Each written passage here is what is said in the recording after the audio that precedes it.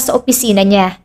Lumabas lang siya para tignan ng customer, ngunit sa paglabas niya, nandoon pa rin ang binata. Hinahanap ko po, saad ng babae. Bakit daw? Tanong ni Charmaine. Hindi ko rin po alam eh. Nagkibit balikat ito. Tumango ang dalaga at agad na pumunta sa gwapong binata. Nag-angat ito ng tingin at ngumiti sa kanya, kaya nagtaas siya ng kilay. Paano ko paninindigan ang halik ko sa labi mo? Tanong ni Jackson. Hindi ka umalis? Para itanong sa akin yan? Nagtaas ng kilay ang dalaga. Hindi rin ako mapakali kakaisip. Nakangising sagot nito. Natawa ang dalaga. Joke lang naman yun.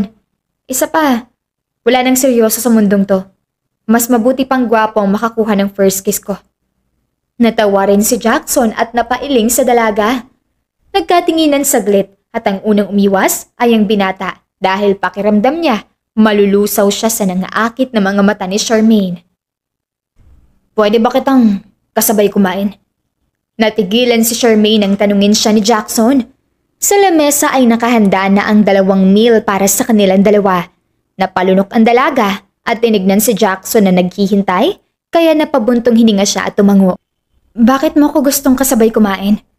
Tanong ni Charmaine. Wala lang. Gusto ko lang malaman kung nahiilang ka sa akin, pero parang hindi naman. Natatawang saad ng binata. Anong ibig mong sabihin? Tanong ng dalaga. Hindi ko alam.